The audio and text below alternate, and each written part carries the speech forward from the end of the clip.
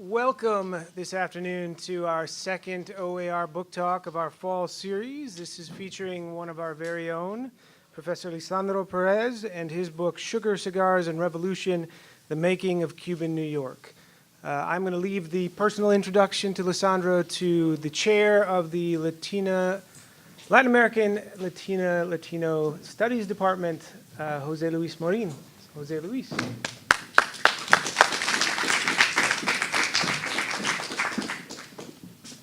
So good evening, everyone. Thank you for coming. It's a nice group of people that have come together. And of course, it's about a book that's from one of our own, right? Lisandro Pérez, professor and former chair of Latin American and Latino Studies Department here at John Jay, was previously at Florida International University in Miami, where he founded and directed the Cuban Research Institute. And he directed it for 12 years, making it a premier university center for the study of Cuban and Cuban Americans. He, after 25 years at FIU, he accepted a position here at John Jay College, Criminal Justice, where he chaired the department here at Latin American and Latino Studies. And he oversaw the creation of our major in Latin American and Latino Studies, and spearheaded a number of other initiatives, including Department of Education grant, which helped us move a lot of our international work. And he also oversaw and spearheaded our efforts in study abroad programs, particularly the study abroad program in Cuba. So it has been an incredibly important contribution that he's made to the college and to the department. And among the many things that he's done, he was a former fellow at the Cullman Center for Scholars and Writers at the New York Public Library. And he's come out with an exciting new book, which I think really speaks to much of what many of our students are concerned about. Well, what do we know about Latino contributions in the United States?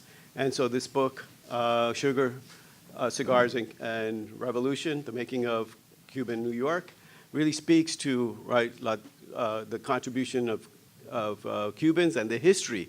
We oftentimes miss the point that Latinx populations have been here in the United States. Many of us have made contributions to the United States. We're a part of this history. U.S. history oftentimes neglects that, and so I think this is a major contribution in filling those gaps. It's been receiving incredible acclaim. Publishers Weekly called this, in this colorful and scrupulously researched history, Pérez traces the 19th century origins of Cuban New York. His engrossing work showcases a little discussed facet of New York City's rich history. Forward Reviews says that a fascinating excursion into the 19th century New York. Great spiritedness animates the prose, a lively and multifaceted record of Cuban communities in New York City. So with that, I present you Professor Lisandro Pérez. So, good afternoon, everyone. Glad to see so many, especially students here. I'm sure it has nothing to do with might have been required in your class to be here. You all came here because you are vitally interested in Cuban New York, right? I hope so, right? So I'm going to try as much as possible to make this an interesting session for you, one in which you might learn something, because I learned a lot writing this book. I want to thank the folks who put this on, the Office of Research, the Office of the Advancement of Research. Anthony Carpy is the director. Also here, Dan Stagement, Rachel Friedman. I want to thank also the Latin American and Latino Studies Department, my chair, Jose Luis Morin, John Gutierrez, who's out there somewhere because the people from the NYU Press have not yet arrived, and they're the ones that are going to bring some copies of the book in case anybody wants to buy any, okay? And that will be outside. So I want to thank all those who who really made this event possible. It's great to be back home. I've been on sabbatical leave, so it's great to be back with my colleagues and with John Jay students especially to share this. I don't think I want to talk about the content of the book. That is, I don't want to go over what's in the book. If you're really interested, right? Like I said, there's copies for sale outside. It lists for $35 on Amazon. You can get it today for $20. Okay, so that's such a bargain, right? All right, so it should be available sometime, Professor Gutierrez, right? We haven't heard from the NYU Press people. It looks like this. Yeah, it looks like that. It looks like that. Yeah, we should make it available. Yeah, really? Why not? Oh yeah, sure. The alternative, I will auction my copy. All right. So, like I said, yeah, I mean, you can read the content, you know, there. I want to talk more about why I wrote this book and how I went about doing it. Because frankly, one of my sort of, well, not so secret, but one of the things that I really would like to accomplish and have been trying to accomplish since I've been to John Jay College is really try to develop among students here an awareness of their history as New Yorkers, and in many cases, their history also as Latinos, right, in this city. And this has been part of my interest in writing this book. And I'm kind of hoping that more people, more students, more young people go into the field of doing not just research, but being faculty members at institutions. We are what we call as the pipeline, the so-called pipeline, that is, of how, you know, Latinos make it into higher education and so forth, has been really growing weaker and weaker. And I think we need to encourage students to go into that and to really try to find out more about their history, because that's what I did with this book, right, which is really to uncover some things about the history of specifically the Cubans, because that's where I was born, that's where I'm from. I came with my parents in 1960 when I was a child. I've been back many times. The last time was 3 weeks ago when I went to take copies of this book to Cuba, because I wanted to be read in Cuba, right? I didn't go to sell them, by the way. I had to give them away. You know, a book like that for $20 in Cuba would be really expensive, right? I don't expect my colleagues over there to buy it, right? But when distributed so it would be read. And it was very well received because a lot of this history about Cubans outside of Cuba is not very well known, right? And the joy of this book, which I've spent quite a few years at it, I might add, was in finding out new things, right? I started out with this book by, first of all, looking at the literature, what's been written on Cubans in the US, okay? And part of what I found was that a lot has been written on those Cubans who left after the Cuban Revolution of 1959. In fact, I've contributed to that literature. I'm actually not a historian, I should say. And I got to confess, I'm actually a sociologist, right? And most of the work that I have done is on Cubans in the United States, now in Miami, especially. And, you know, in the 1960s, 70s, 80s, the growth of that community in Miami, right, as a sociologist. But I always noted that we didn't know a lot about Cubans before that, right? About Cubans in the United States before that. I knew there weren't as many as you know, came after 1959, right? But I knew there was a history there. So I said, this should be researched. We did know a lot about the Cubans who lived in Key West and in Florida, in the old cigar-making communities. There were old cigar-making communities in Florida going back to the 19th century. But I also thought, well, there must be a very important community in New York. There must have been a very important community in New York. So I started looking into that. Maybe I should have this table closer. So I started looking into what had been written about sort of Cubans in the U.S. and specifically in New York in the 19th century. I started in the 19th century. I originally wanted to do from all of the 19th century and into the 20th century, but then I found so much stuff that I had to stop like in 1898, right?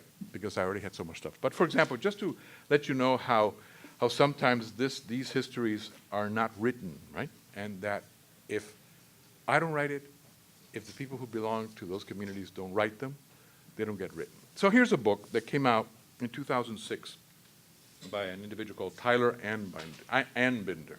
It's called City of Dreams, the 400-year epic history of immigrant New York. This is an entire book. Let me see how many pages it has. It has 718 pages.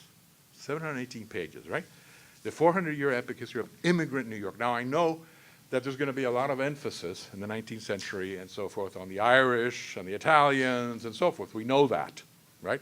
Eastern European Jews, the large groups, right? And I expected that there would be something, although not that much here, on more recently, right, the immigration of Latinos, right, into New York, Dominicans, Puerto Ricans, and so forth, right? But I said, okay, but maybe there's something on Cubans in here, right? So I go to the index. You know, the index is supposed to tell you everything that's in the book. No, there's no one entry, nothing. There isn't in the 400-year history of immigrant New York, there isn't a single mention in this book of Cubans, right, at all, right? Okay, exhibit number 2. 100 New Yorkers, right? This is a book on the most prominent, what they consider the 100 most prominent New Yorkers. So of the 100, right, there's 2 Latinos, right? Tito Puente, okay, Tito Puente, right, good, all right, we got it. And Diego Rivera, right? Yeah, he's not a New Yorker, right? Well, he did spend 2 years here under contract with the MoMA to do some paintings, right, and so forth. So these are the 2 Latinos, right? One of the Latinos who's not there. Am I giving you a hard time back there with the camera? If I can move on. Yeah, we're good. One of the ones that was not there is this guy. Anybody know who this is? Yes. Jose Marti, right? Thank you, Professor Gutierrez. All right. Jose Marti is probably the most important figure in all of Cuban history. He helped to define what Cubanness is. He wrote about what a Cuban nation should look like, right? He organized the definitive independence movement to Cuba, right? And he lived in New York most of his adult life, from 1880 to 1895, right? You think maybe he might be on here, right? No, Marti's not on there, right? So he's an important part of my story, but not all of it, because Marti comes to New York in 1880, and I wanted to start way beyond that, right? I wanted to start sort of considerably before that, because I felt that it had been an important part. Let me put these books away now that they've trashed them. Because I figured there was an important story there. I didn't expect all that I found, and this is the beauty of research. I'm sure that some of you students have sometimes been told by your faculty members, you need to do primary research, right, for a thesis. You need to do primary research. What does that mean? It means you go to the primary sources. Sometimes when you write a paper, I know, one of the things that you do is, and this is the way to do it, right, is you put a bunch of books together, and the day before it's due, you write something up, right, based upon, what's in the books. But if we did that, we would never learn anything new, because what we know is already in the books, right? So you have to go to kind of the original sources, right? And that's what I thought to do here. And I started discovering that, in fact, right, the Cuban presence in New York was really important in the 19th century. In fact, it was the most important Latino group in the 19th century, okay? Let me show you this graph. And again, I'm sorry about the graph, okay, but I'm not going to do too many of these. Number of passengers arriving in New York from Cuban ports and from Latin American and Spanish ports, 1821 to 1850, by decade. Notice how early this is, right? This is like way before the Civil War. This is 1821 to 1850, right? And those are the passengers arriving from Cuban ports into New York, and those arriving from Latin American and Spanish ports. All of them combined, from Spain and from all of Latin America, right? And there are a lot of more passengers coming from Cuba, right? And here's the numbers, right? This is the place of birth of the Hispanic population of New York, 1850 to 1880, okay?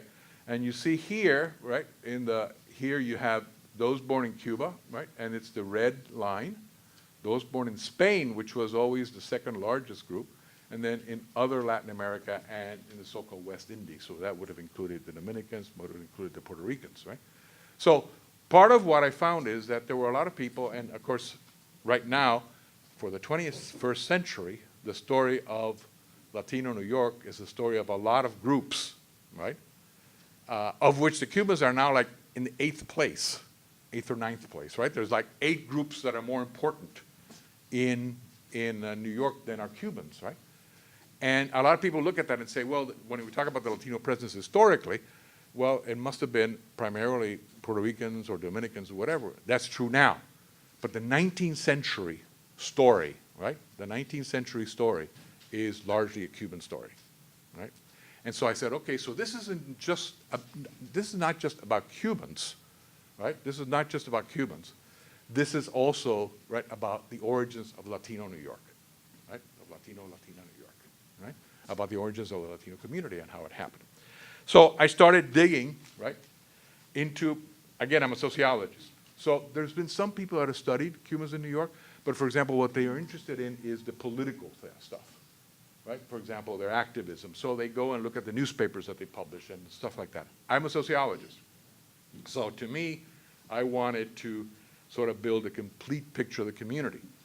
For a sociologist, the political, which is what most people talk about, is only part of, right, the larger picture. The culture, the society, the organizations, where people live, the demography, everything else, right? So to me, I was like, let me find just about everything I can, right, about Cubans in primary sources, right? So let me share with you some of this. And by the way, one of the things that I should have said also is that part of the interest that I had in New York, I had never lived in New York until I came to John Jay 7 years ago, right? So I'd never been in New York. But I had always had this notion of wanting to live in New York or, you know, experience New York and so forth. And part of that was a very personal interest. And I think that people get into topics. I got into this topic because I saw nobody had written a lot about it, right? But I also got into the topic because there was a personal connection with New York. And so I have this in my first paragraph, and a lot of my colleagues have said, you know, it's interesting that a lot of introduction to academic books are frequently like a lot of theory and you know, all that stuff, like, you know, theoretical stuff and everything else. I chose to do my introduction from a personal perspective, why I had a personal connection with this book. So I started, this is the first paragraph of the book. I grew up hearing New York stories. In my Cuban childhood, New York became a city of myths and legends, the setting for all interesting things that ever happened to my family. Back then, I did not appreciate that I was living in a remarkable place and time, the heady Havana of the 1950s. But that was my humdrum, everyday childhood world, the one I had always known. By all accounts, New York, which I had never visited as a child, now that had to be a truly extraordinary place. And I grew up hearing New York stories because my maternal great-grandfather studied in the Hudson Valley, right, way back in the 19th century. He was sent to study up there when he lost his father, and he came under the guardianship of a wealthy person, and he sent him up to study in boarding school. And then his son, my grandfather, whom I knew well, right, went to study at the same school years after that. And then my father, right, was sent to New York also to study in the 1930s, right, in a school in Long Island. My parents spent their honeymoon, right, in New York. So like I said, I grew up hearing New York stories. It was like that other place, right, that sort of, and so I thought, well, that was just my family story, right? That was just my family story. But I found out that these connections, right, extended to a lot more than just my family. That these connections with New York started very, very early. And why Cubans become this important group in New York in the 19th century has a lot to do with commerce, right, and with trade, right? And all of the sugar that Cuba was producing, and it was a lot, starting in the beginning of the 19th century, 1800, 1810, something like that, that stuff was shipped to New York. And it was sold in New York because New York had the largest sugar refiner, was the largest sugar refining center in the world. Right? There were 14 refineries in New York City. Okay? And the Cuban sugar that was produced, like brown sugar, was refined in New York. And all of the Cuban producers, right, of sugar, who, by the way, were plantation owners and slave owners, right, when we're talking about at this era back there, were selling their sugar in New York, right? They were selling them to commission agents here, and all that set up this traffic. So when Jose Marti decides that, where am I going to live outside of Cuba, since I can't live in Cuba? Where am I going to live that I can organize an independence movement, be active with other Cubans? The closest place to Cuba, believe it or not, was New York. Because there was a ship leaving every day from lower Manhattan, right? And you could send traffic, you could send letters. Same thing with Father Varela. That's another Cuban who should be on the list. Father Varela arrived in 1823, which is where I start this story, right? Which is where I start this story. And Father Varela was a major figure in the Archdiocese of New York for many years until 1850. He actually founded a number of churches in New York City, right? Why did he decide to settle in New York City? He decided to settle here because this was the closest place to Cuba in terms of the traffic, right, and everything. So I have, it's this connection, it's a personal connection that was also, like I said, a broader sort of connection. So I started digging around. My starting place as a sociologist, let me not go over too much here. My starting place as a sociologist was the census. Does anybody know what that is? The census. The decennial census, right? Had anybody used the census? Taken every 10 years in the United States. And the census has been taken in the United States every 10 years since 1790. Because the Constitution says so, right? For the distribution of the lower house of Congress, right? You got to have it based on population. So the first thing I did was go to the censuses, right? So the great thing is that the censuses, up until 1930, all of the censuses, the forms that people filled out, right, are available. And now they're available online. You know Ancestry, which is that service where you can search for your ancestors and you put in a name? Well, you can also search for people born in Cuba, in New York. And it'll spit out, whatever, 3,000 people, right? So I have all the complete census forms of every Cuban, every person who said they were born in Cuba, who lived in New York in 1850, 1860, 1870, and 1880. I don't have 1890 because they burned down. And this is literally, they burned down in a federal building, right? So this is what a census form would look like, right? The enumerator, who was the guy who worked for the census, would go from house to house, right? And he had a big, long sheet like this. And he would enter, right, a name, right, there. He'd say, this is the household so-and-so. That I'm highlighting here the Cubans, you see, because I got all these for Cubans. I don't know if this you can see. So this is the census form for Jose Mora. The enumerator said, Joseph, right? That's his name, Joseph. He's on there as Joseph Mora. And his wife, Josephine, who's really Josefa, right? Right? And those are all his children, right? And this is the census of 1870, right? The Moras are living on 13th Street, between 2nd and 3rd Avenue, right? And then you have all the characters, you have all their children. Notice they were born in Cuba. You probably can't see it from back there, but they're born in Cuba. Their kids were born in New York.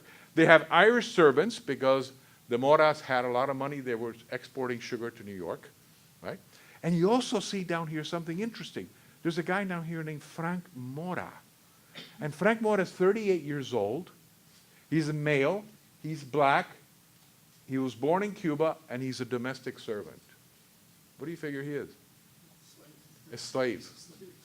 He's a house slave who was brought from Cuba, right?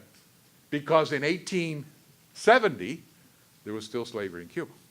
And many of these families who had to leave when the war broke out in 1868, I'm not getting to all this whole story, but there's a war, big war that breaks out in 1868, right? And they came over here. They came, again, with their money. They sold their sugar here. They had accounts here, right? And so the census becomes a really important sort of thing. And so I follow these families, so because I'm building this history of this community, right? So here are the Moras in Greenwood Cemetery in Brooklyn, okay?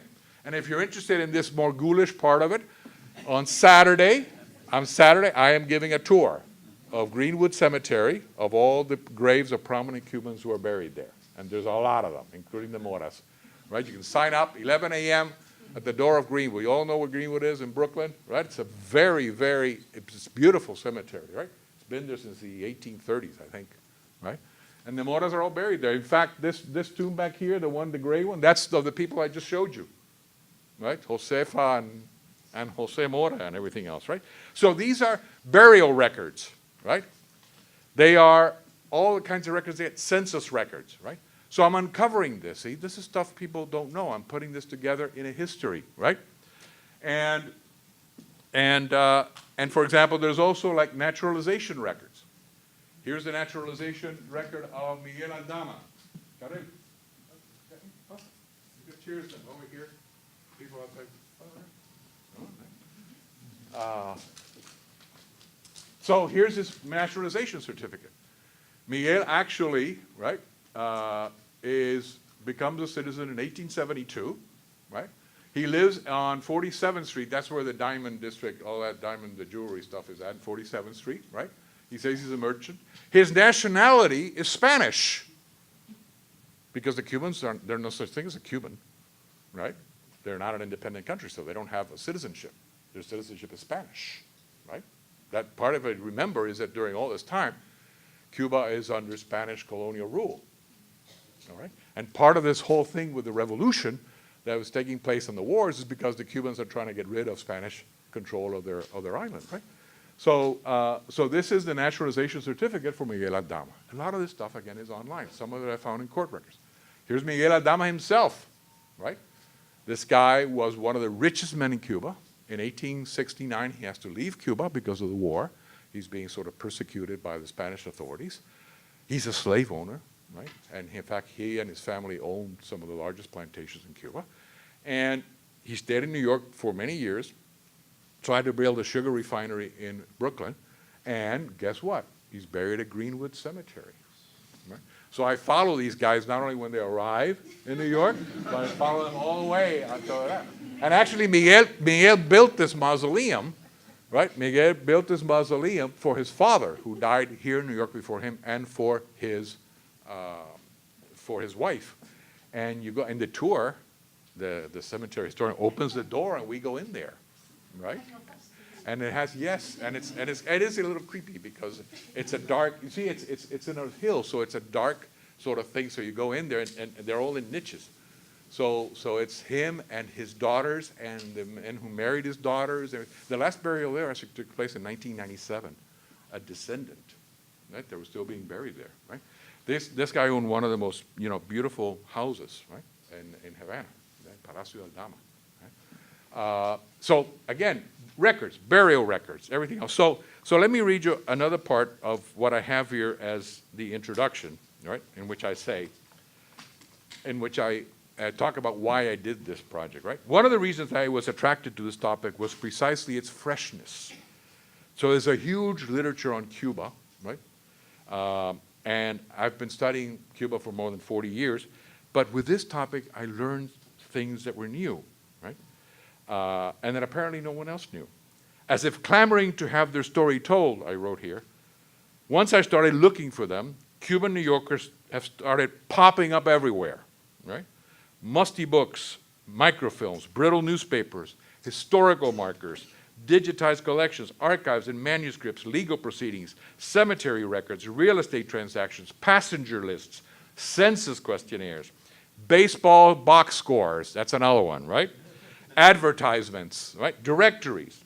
I found evidence everywhere that more than a few Cubans walked the streets of the city in which I now live and did things that ranged from extraordinary to banal, from comic to tragic, from noble to criminal. And their presence in the city needs to be told, for it is part of the history of Cuba and the history of New York. So part of what I'm saying is I'm asserting here the notion, right, that there is this history here. And so I don't want to see any more books like that because, they come out and say there were no Cubans, right? Because anyways, you can't fault the guy who wrote that book because if you're Cuban or if you're Puerto Rican and you don't write about your own group, you don't find out this stuff, and you don't write a book like this, right?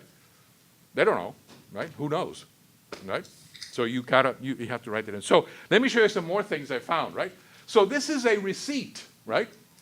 This is in the middle of the war. There's a war going in Cuba, 1868 to 1878, right? And Charles Pond, whose address is, I think it's on there somewhere, 179 Broadway, right? You talk about the gun trade, right? A general, this guy here, Manuel Quesada, is a general in Cuba who goes to New York, right? And with the money raised here by the Cubans, buys armaments for the war in Cuba, right? And he could walk into a store and buy, for example, and you can't see it very well, but these are 2,000 rifles out there. I don't know how many Remington carbines, right? In the next page, let's see. Wait, what did I do? In the next page, there's even 2 Gatling Cannons, which are these things that go ba ba ba ba ba ba ba ba, and they used it in the Civil War, right? So this is all stuff from the Civil War, and the guy just walks in, and there's a receipt. Now, how do I find this receipt? How do I know this receipt exists? What is it? Because you have to start looking then for something called archives, right? And in the New York Public Library, there's a huge archive of what are called the Moses Taylor Papers. I mean, it's like boxes and boxes and boxes. Moses Taylor Taylor was the most important merchant buying Cuban sugar. That is, he didn't actually buy it. He was a commission agent. That is, the Cuban planters would send him the sugar.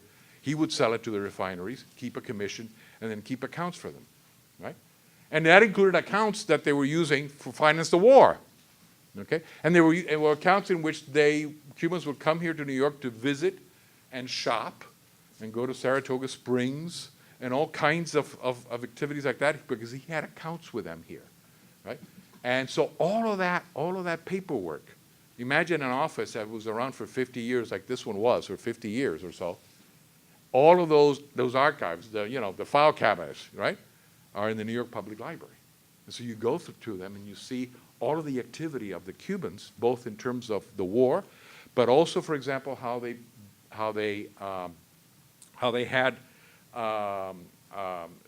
would send their children to be educated here.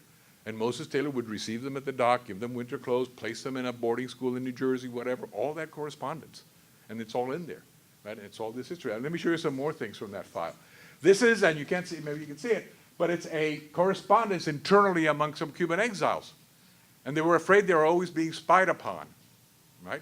And they were, because the Spanish had hired the Pinkerton Detective Agency, which now gives fellowships here at John Jay. But the Pinkertons, right? They were the guys who were after Jesse James and everything else, right? The Pinkertons were, and after the union organizers and all that kind of stuff, the Pinkertons were hired by the Spanish government to spy on the Cubans here in New York, right? So they didn't write any names here. So you see there's numbers in the letter, right? And those were codes. And again, this document is in the Moses Taylor Papers. By the way, anybody interested in doing this research? The Pinkertons have released many of their historical files, right? And people are sort of, going at it because there should be a lot of stuff in there about this history of how they spied on the Cubans, right, that were here. They spied on Marti. We found out later that Marti, whom I talked about before, when we look at where he lived in 1880, right, one of the individuals who lived in that boarding house was a Pinkerton agent. We actually know that, right? Right? That he was a Pinkerton agent. Okay, here's another document. This is a letter from a widow, a war widow. The guy who headed the war effort in Cuba was a guy by the name of Carlos Manuel de Céspedes. And he was killed, right, in Cuba. She's living in New York. And all of her correspondence, right, which is very bitter, right, because she felt that the Cubans did not support him and left him to die in many ways in Cuba, right, is in that file as well, right, because she received a monthly check from Moses Taylor and Company, from the Cuban government, as a way for her maintenance and for her expenses in New York, and that's Ana Quesada de Céspedes, and those letters are in that file, right? Those letters are all in that file. Okay, so those are things that I discovered. Let me just say a couple of things more, because yes, I found all these things, but then there were some things that I found that were like, oh wow, right? Like, particular pieces of things that were like, wow, right? So another source of information are the newspapers, right? Now, the New York Times is digitalized, which means you can search stuff. You can search Jose Marti, right, and whatever, and find whatever the New York Times has since 1853 or 1856 when I started on Jose Marti. But the other New York newspapers, particularly the New York Herald, who wrote a lot about the Cuba stuff, right, are not digitalized yet, right, fully. Right? You have to go over to the New York Public Library. There's a big room there, right, and of course it's in microfilm, right. I don't know if some of you have ever seen a microfilm. Microfilms are these, you know, because we don't use that anymore, right? But they're microfilms, and you have to know the date you're looking for. So then I started thinking, okay, what are some important dates that the New York Times doesn't have, right? That might be in the other newspapers. So I went to these newspapers. So this was one of them, right? This is and you see how bad that copy is. It's actually better. It didn't reproduce so well to put it on the PowerPoint, but I can actually read it in the original when I copied it. But that I had to make a copy from. That's from the New York Tribune of 5 January 1880. Because I knew Jose Marti had arrived on a ship on the 3rd of January. So I thought, I wonder if somebody, even though he was kind of not well known at that time, not that well known, I wonder if somebody covered his arrival, right? And guess what? Yes. Right? The New York Tribune has an interview with him. So I figured, okay, this must, you know, I'm sure that people know about this already, right? Well, in Cuba, there is an entire center for the study of Marti, which is called the Centro de Estudios Martianos, which is not translated as the Center for Martian Studies, but it's the Centro de Estudios Martianos, right? And I have some colleagues there, and I said, you know, it's funny that in his complete works, because they've put his complete works together, and now there's another edition, 28 volumes. The man died when he was 42, right? But he had just 28 volumes of his complete works, right? But there's everything in there, everything written about him, everything, right? And I said, you know, I didn't find it in the complete works of Marti. I said, what are you talking about? I said, no, the interview that he gave to the New York Tribune when he arrived. And they were like, we don't know about that. All right? So nobody had actually seen this interview before, and I eventually published. I did it. I translated it into Spanish, and I published it in their yearbook of the Centro de Estudios Martianos, the first interview that Marti gives in New York. So this was like a discovery, right? This was something I hadn't seen. Here's another one. Just to show you the connections between New York and Cuba. The Cuban flag, as we know it today, which has always been the same Cuban flag, which is like the opposite of the Puerto Rican flag, right? It's the 5 bars with a triangle, except the triangle is red, right? Instead of blue, and the bars are blue. The Cuban flag, as we know it, was actually an annexationist flag. That's another part of the story. The annexationists were people here in the 1840s, Cubans, whatever, who wanted Cuba annexed to the U.S. That is, to have them be a state of the United States. Why would they want that? Right? Well, first of all, they were tired of Spanish rule. Right? They wanted to get the Spanish off their backs. They were trading mostly with the Americans, and a lot of these annexationists were slave owners, right? And so they would be going into the U.S. in the 1840s, 1850s, remember, before the Civil War, right, as a slave state, right? And not only that, these landowners wanted to end the slave trade, but they wanted slavery to continue, right? So they wanted to end the trade and have slavery continue. Well, the U.S. had a lot of success with that, right? Because it was a lot of years between the end of the slave trade, right, and the end of slavery in the U.S. So they figured our best interests are with the U.S. So a lot of those slave owners, you know, tried to get the U.S. to annex Cuba. And a lot of the southern states, of course, were very positive to that because it would be another slave-holding state in the whole mix, right? So as part of that campaign, right, the New York Sun, which one of the newspapers here, funded an expedition to Cuba to actually send arms to Cuba and men with arms to Cuba to try to overthrow the Spanish there. And it was funded in part by the New York Sun. And the Cuban flag was designed for that expedition. And it was, ironically, and if you look at it, of course, the Cuban flag is sort of a lone state, it's a Lone Star flag, right? Blue, red, white, and blue with a Lone Star, right? And so it was actually conceived, sewn, right, in a New York boarding house, okay, by Cubans, right, who said, let's draw this up. And the guy who took the expedition actually designed it, a Cuban woman, who, by the way, has her own interesting story as well. I don't have time. There's a lot of stories here that I can't get into. And so In May of 1850, when the expedition leaves for Cuba, the New York Sun flies the flag for the first time on the corner of Nassau and Fulton Street, okay, where the New York Sun was located, the newspaper. They had a flagpole, boom, and they put up the Cuban flag. The first time that a Cuban flag would fly anywhere, right? Was it in New York? Yes, it was sewn here and so forth, right? So I figured, okay, so if the New York Sun did that, they probably had a story about it, right? They probably had a story that had all about it. So I go into the microfilms, May 1850, 1850. The New York Public Library does not have, it just so happens, that month, right, of the New York Sun, right? So I said, so I'm go over to the New York Historical Society. New York Historical Society is over on Central Park West, right next to the Museum of Natural History there. And they're a very old association. So I go there, and I said, and I look up in the card catalog, and look, it looks like they have it, right? But maybe they don't have it. Who knows, right? So I put in my request. I would like the New York Sun for May 1st, 2nd, 3rd, 4th, whatever of 1850, right?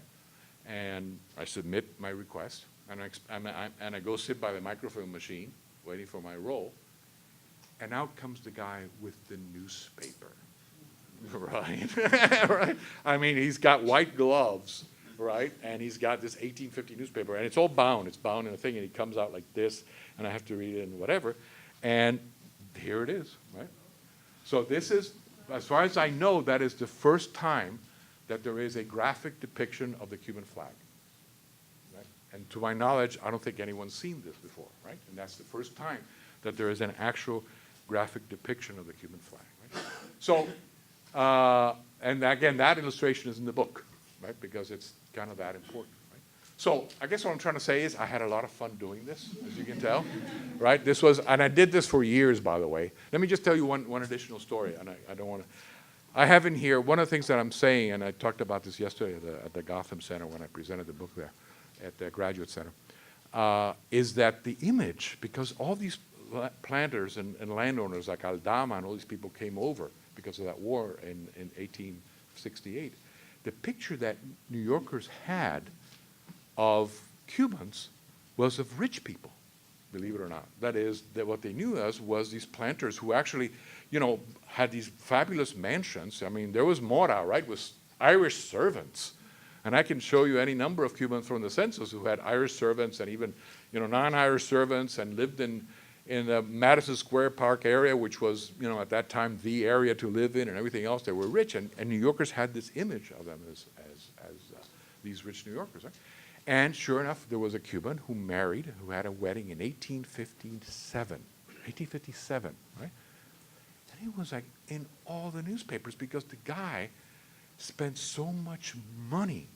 I mean, the bride had like 3 different wedding dresses. There were like thousands of dollars at that time each, right? But the wedding was held in the old St. Patrick's Cathedral, where all that's down in I want to say Soho, right? And down in Soho, in Prince and whatever, down there. It's the old St. Patrick's Cathedral, right? Hundreds of people invited. I mean, jewels from Tiffany, whatever, because she had all this money, and the press covered it. New Yorkers were shocked because this was before New Yorkers, before the Gilded Age, right? And New Yorkers were shocked at this, and it made the news, and it also made the news, by the way, because she was 18, right, and very blonde and very American, and he was 55, and shorter, as the newspaper indicated, right, and of a darker complexion, as the newspaper also noted, right. But he was able to afford this American wife. Later on, by the way, I found all about this. I found all about this wedding, right? And then some colleague in Cuba says, that must be the guy who was in the book by Marta Rojas about him. I said, I don't know any book about him. It's this guy, right? And I go on and find the book published in Cuba like 20 years ago. And what happened was that the guy was 55. He had never married, right? He'd never married. And that's largely because he had essentially a harem of slaves in the house. And he had 23 children with them. Some of them were educated in New York, by the way, right?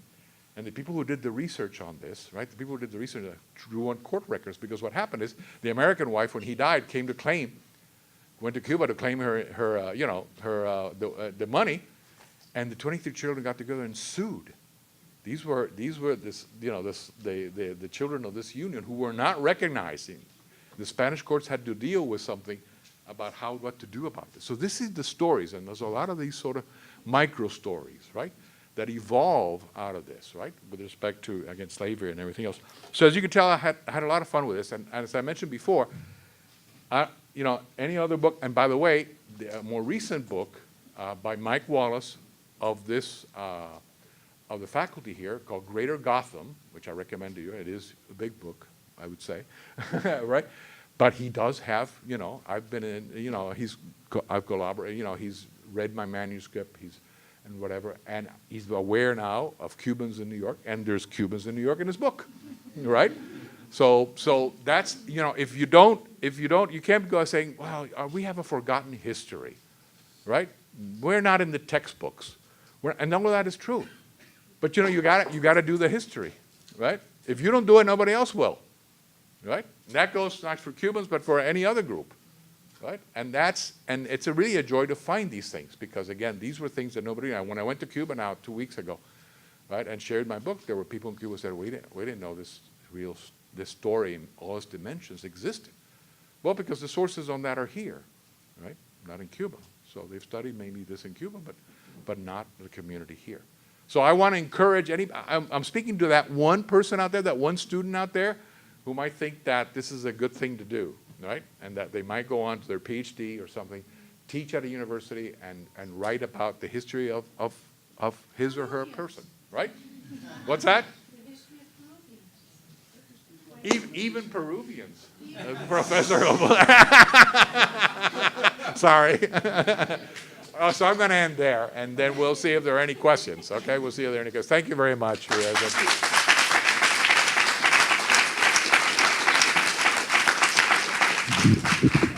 out the auction my book, and why you Yes. the book's out here for sale. So. As I said, NYU Press is out there.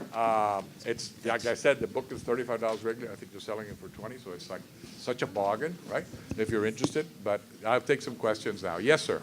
Professor, since you're a sociologist, I'm sure you've heard the rumors here in New York and in Florida that Cuban men carry concealed firearms.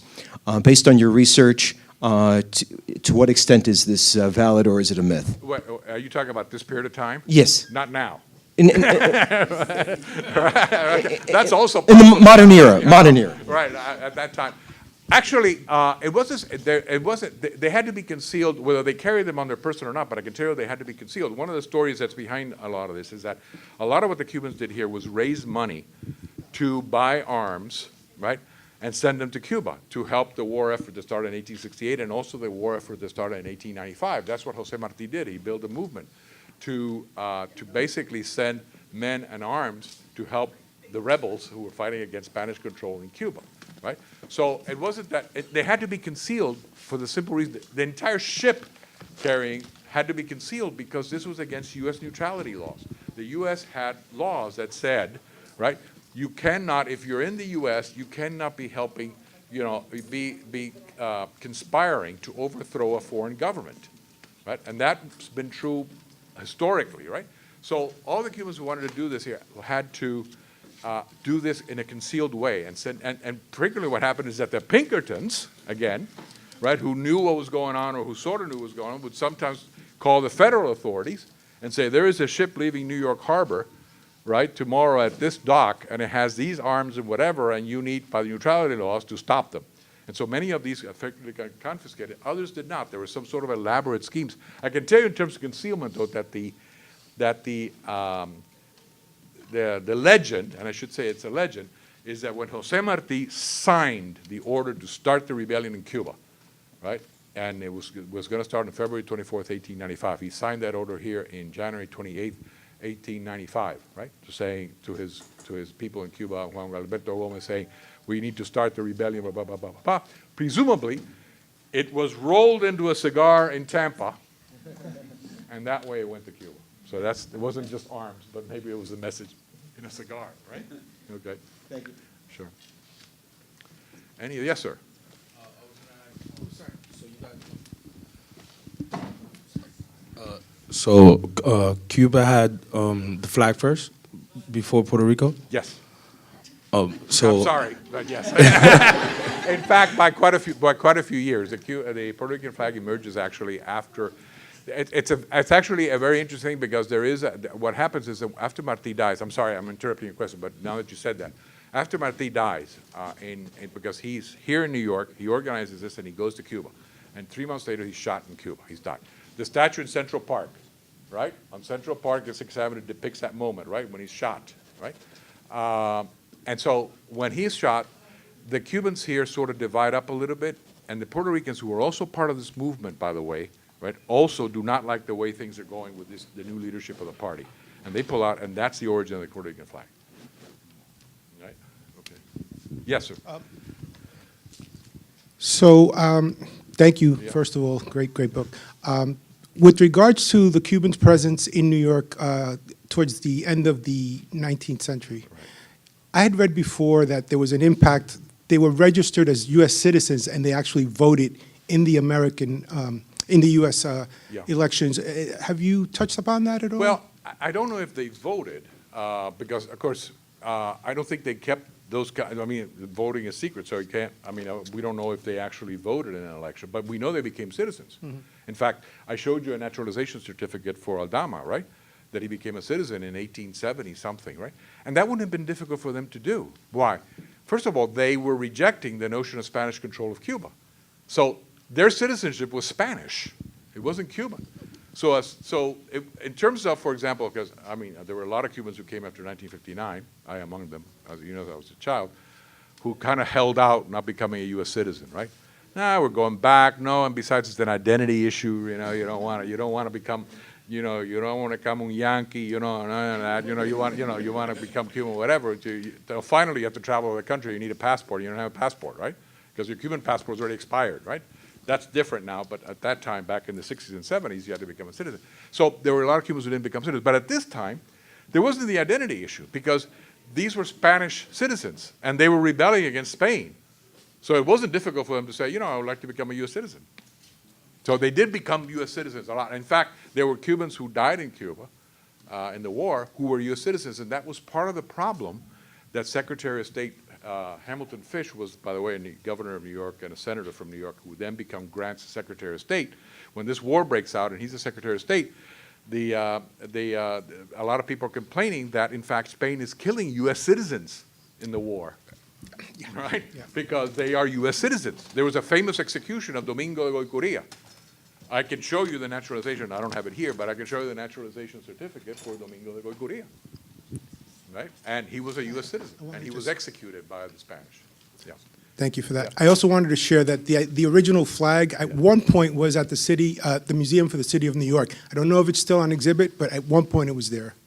That would be a case of contradicting claims, because there is in the Historical Museum of Havana.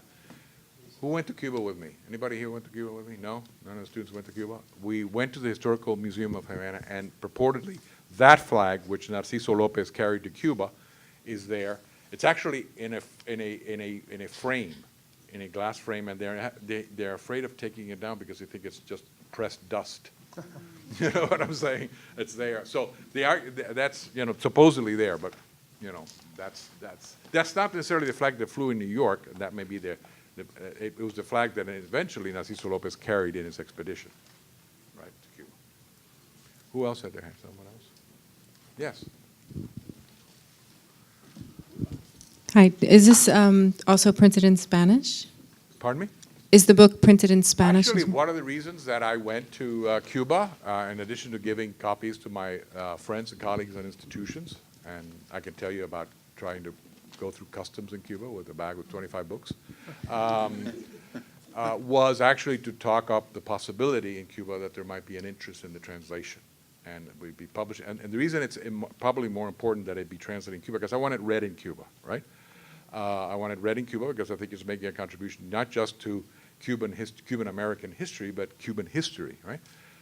And the reason I want to read in Cuba is because in Cuba then it would be for sale, right? In Cuba at prices published by an editorial house in Cuba at prices that Cubans can buy, right? If it's published in Spain or if it's published in Mexico and so forth, the price of that book would be much more, and the circulation in Cuba would be much more limited. Whereas if it's published in Cuba, it'll be at the Havana Book Fair, it'll be at the Santa Clara Book Fair, and the price of a book like that, for example, Lou Pérez, who's a colleague of mine at the University of North Carolina, has had his books translated there by the Editorial Ciencias Sociales. They sell in Cuban bookstores for 10 Cuban pesos. 10 Cuban pesos is about 35 cents. Because that's part of what the Cuban government decides that it wants to subsidize, right? Which is, and obviously they do the translation and everything, so it costs, they obviously are making money out of that enterprise, right? So, yes, Professor. So what about cigars? It's in Yes. the title of the book, but you talk about sugar, you talk about Yes. everything, but not cigars. Thank you for that question. I talked about sugar, I talked about revolution, and cigars is also in there. Like I said, I wasn't going to go over the content of the book. What happens is that after, not really before, but when the 10-year war breaks out in 1868, 1869, and you start getting all these elites coming in and these landowners and everything else, they are followed later by a lot of cigar workers because there's disastrous consequences for the tobacco, not for tobacco production, for the tobacco industry, manufacturing industry in Cuba. So you have a lot of cigar workers that are leaving, and when they enter here, and I have this quite a bit of this in my book, when they enter here, right, they're entering into an established industry, because already by the 1840s or so, German immigrants, many of them Jewish, who arrived in New York City, right, were already, producing manufactured cigars, right? So they come, the Cubans, when they come into an industry in which not only they're coming in as sort of, cigar workers with cachet, right? Because some cigar brands actually advertise that their cigars were manufactured by Cuban cigar manufacturers in New York. But they were also preceded by the cigar leaves, because starting in about 1840 or so, the importation of Cuban, what were called clear Havana leaves, started to take off as part of the sugar trade, right? There would be ships arriving with a lot of Cuban leaf, and that was elaborated a lot and by the way, that history of the Germans and other immigrant groups in New York in the tobacco industry was the beginning in many ways of the organized labor movement in the United States. Samuel Gompers, who was the head eventually of the CIO, came out of the Cigar Makers International Union, right, in New York. Is that right, Professor Marcos? Yes, I need to check this out. But so this was an important industry already. In fact, by the 1870s, 1880s, you could not throw a stone in downtown Manhattan without hitting some kind of cigar tobacco establishment. I mean, it was that, and there was what we call cigar tenements, where someone would own an entire tenement house, and then everybody there would either manufacture cigars for the owner. It was sort of like tenant farming, right? Except an urban tenant farming. That is, the guy owned the house, right? He owned the leaves, and then the cigar workers were paid by the piece they produced, and they got housing there, and they manufactured, and then 2 or 3 people in the house would sell the cigars on the street. How do I know that? The census. Because I could see a boarding house. By the way, there was no such thing back then as apartments as we know them, right? People lived, if they had money, they lived in houses. Or if not, there were boarders, right, in a boarding house where they paid for room and board, right? And so, and you see the boarding houses, and some boarding houses are really interesting, and some of them are huge.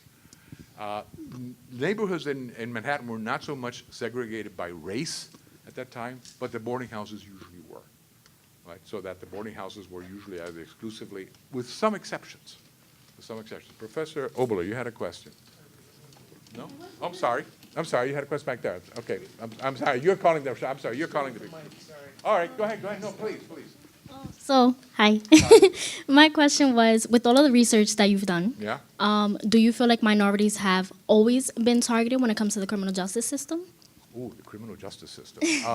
Actually, I have a couple of cases in the, and this gets more to the issue of race, by the way. Because as you can imagine, if there is a racial differential in criminal arrests and convictions, now, imagine in the 19th century, right? And so I have a couple of cases of involving Cubans in New York, and in both of those cases, there were black Cuban cigar workers who were accused of murder, essentially, the process how it worked out in the courts and in the press, right? For example, back in when the first of these cases came up in this was a case of a guy by the name of Felix Sanchez. Felix Sanchez was known as a troublemaker in the neighborhood, right? And he had married this young woman who's described by the New York Times as a sprightly colored girl, right? That's the description of the New York Times of that time, right? And he was jealous of her, right? And he ended up getting a sword and trying to kill her, and then her father intervened, and he got the sword, right? And so he fleds, right? He leaves New York, right?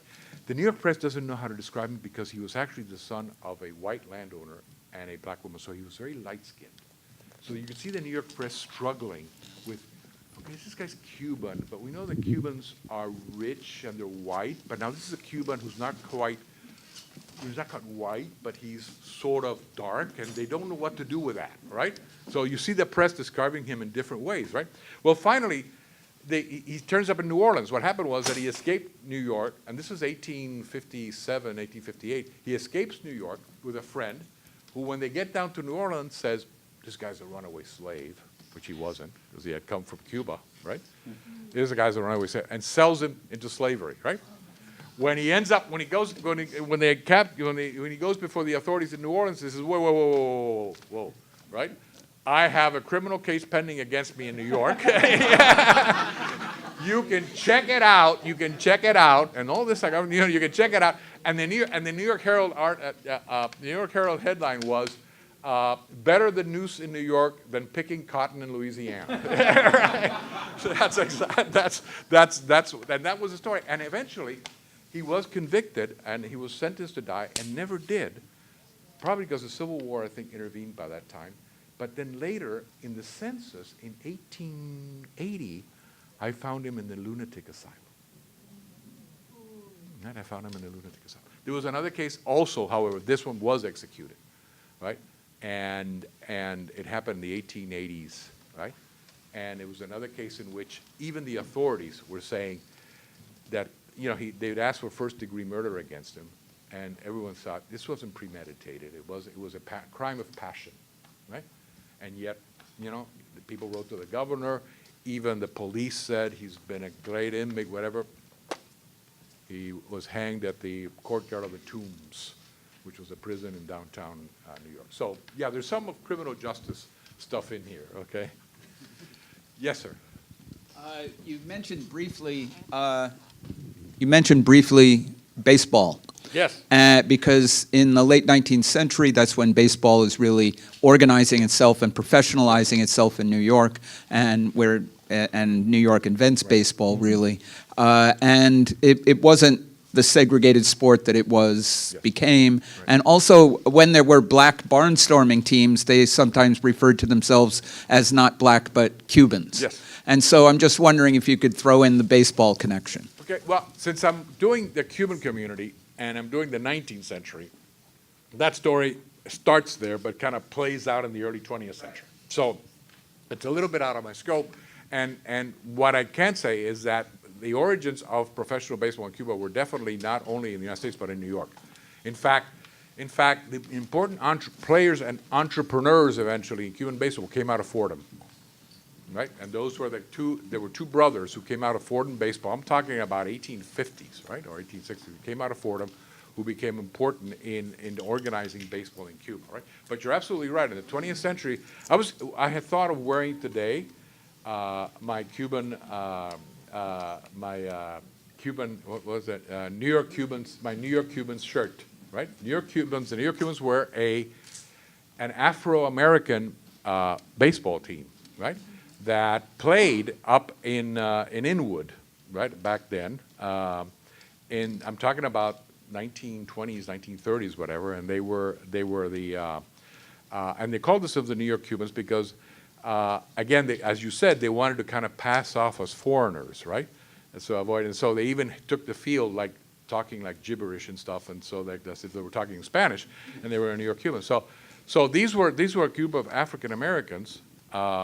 Imitating a team of Cubans. Well, later on in Havana in the 1940s, there was a new team that was created called the Havana Cubans, which is like, when you think about the Havana Cubans, what else would they be? Because that was a team of Cubans who were imitating a group of African American team that was imitating a group of Cubans, right? These stories have a lot of twists to them. You see what I'm saying? Yes, ma'am. I'm sorry. Dan is in charge here of the micro. I keep thinking I'm in the classroom. Right? Yeah. I'm sorry. Yes. Did your perspective change after writing this book about Cubans? What's that? I'm sorry. Did your perspective change after writing this book about Cubans, like researching it? Well, yes. For one thing, once I found out all this stuff, I was even more indignant about the fact that Cubans hadn't been included in a lot of the stories of New York, right? Because at first I said, well, I'm going to research this little history, right, of these people who might have come here. How many could there have been, right? And it turned out like I found all this stuff and how important it was in the history of Cuba as well, right? So what changed was my perception of the importance of that community, right? Both not only in New York, but also in the history of Cuba. Because a lot of stuff that had to do with Cuban history, especially in the struggle for independence, played out, right, in New York City.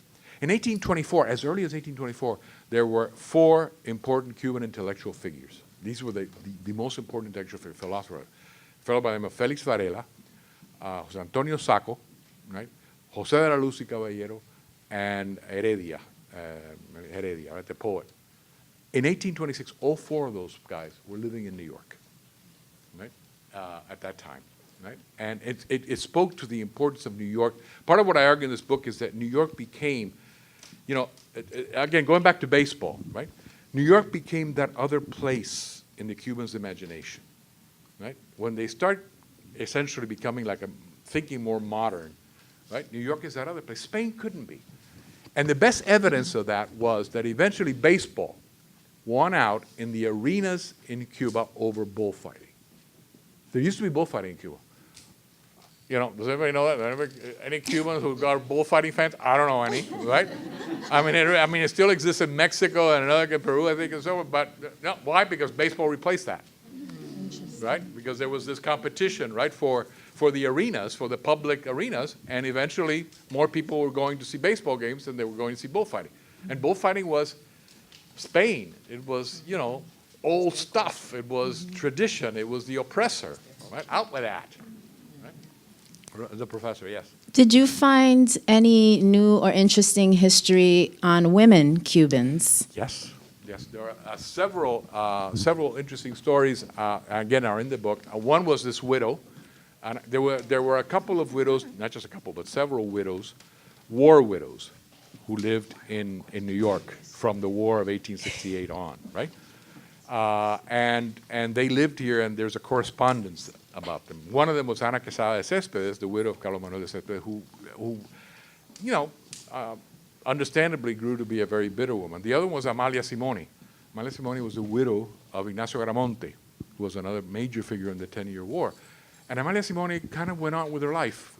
In fact, she was a trained soprano, and she performed in various venues in New York to earn a living after Ignacio was killed, right? And they lived in New York, and some of the memoirs that are written about that era talk about the Simoni sisters, because they were both widows, right? They were married to cousins who both were killed in the war, right? And they were, and so the biggest probably story here is, and this was one that's gotten me in trouble, is Emilia Casanova.